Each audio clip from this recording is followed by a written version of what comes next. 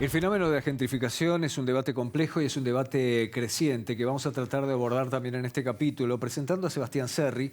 Sebastián es arquitecto, es profesor adjunto en la Escuela de Hábitat y Sostenibilidad de la Universidad Nacional de San Martín, aquí en la República Argentina. Gracias por estar con nosotros. Gracias a ustedes. Quiero abordar ya con Sebastián una primera pregunta, que es si es que hay en estos fenómenos oportunidades para la gente que ya estaba en el barrio y que no siempre tiene que vivir en medio de esta tensión que se está presentando hoy día. A mí me parece que ya por la connotación negativa que tiene la definición de gentrificación, que es muy difícil, digamos, viéndolo como en un recorte de corto tiempo, parecería que inicialmente hay como beneficios u oportunidades para los habitantes, pero en cuanto al contexto latinoamericano y viendo que muchas de las poblaciones como son doblemente expulsadas o corridas de sus lugares, yo creo que por definición es muy difícil encontrar una oportunidad pensando en planificación urbana o la ciudad a futuro. Es muy complicado, digamos, sobre todo porque tiende a una homogeneización de las sociedades, digamos, por eso también existe el consumo, esta de la turistificación de lo que va ocurriendo en esos barrios, que a largo plazo no termina siendo una oportunidad, sobre todo porque incide mucho en las identidades barriales, incluso de las ciudades en general. Atención con lo que acaba de decir Sebastián, porque viene perfecto para el próximo testimonio que vamos a recoger ahora. Pasamos de ver este cuadro de situación como una oportunidad a verlo como una amenaza. ¿Es esa la evolución que ha tenido en los últimos tiempos? Lo hablamos con Rodolfo Castillo, es arquitecto, magíster en asentamientos y medio ambiente en Chile, maestro de planificación urbana y regional también en Perú y doctorado en ciencia política y gobierno de Perú. Hablamos con él desde el Callao. En un proceso de renovación urbana lo que se busca es la recuperación de áreas urbanas deterioradas para dar mejores condiciones ambientales, urbanísticas, sociales a una población residente y reconocerle su derecho de residencia en esa área renovada. En el caso de una regeneración urbana, más bien ahí es algo diferente en la medida de que lo que se busca es la reconversión de las áreas deterioradas para prepararlas para otro estrato social de mayores recursos y otros, asignación de uso de suelo, reactivación económica, etc.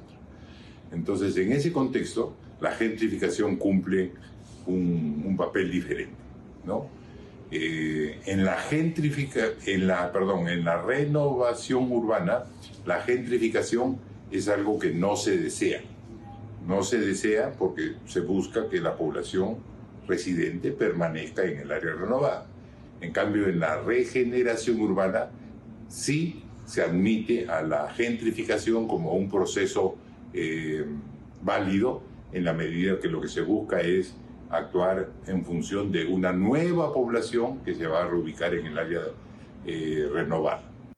Fernando, algunos puntos interesantes que acabamos de escuchar y algunos términos interesantes que dan lugar a definiciones. Regeneración, reconversión, renovación. Tal cual. Y hay un tema central. El problema no es la renovación o el mejoramiento urbano, que todos estamos de acuerdo. El problema es la expulsión que se da. Si no se da expulsión, si los habitantes se pueden incorporar, si puede convivir, y en muchos lugares conviven, el local comercial barrial de toda la vida con la cadena de supermercado, la cadena alimenticia. Digo, eso es lo que se pretende y es lo que tiende a hacer.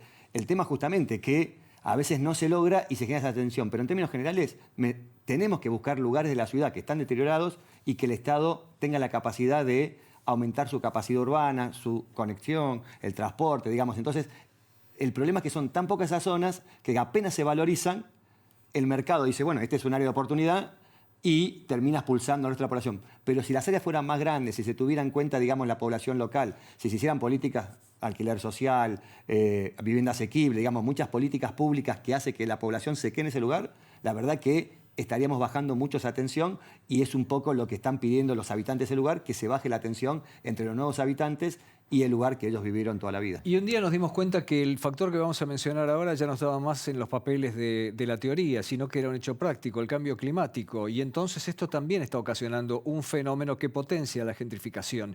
Vamos a escuchar a Raúl Tayo Carilla Muñoz, experto en vivienda en Ciudad de México. Al hablar de gentrificación como un fenómeno urbano y global, es importante recordar su componente como lucha de clases. La gentrificación es la financiarización de la vivienda, es el desplazamiento urbano, es la modificación dentro de los barrios y el desplazamiento de las personas de sus localidades hacia otros lados. Es expulsión. Ahora, ¿qué es lo que pasa cuando a la gentrificación se le transversaliza la crisis climática? Porque al final del día hablar de el cambio climático o de la lucha contra el cambio climático, se tiene que hablar de lucha de clases.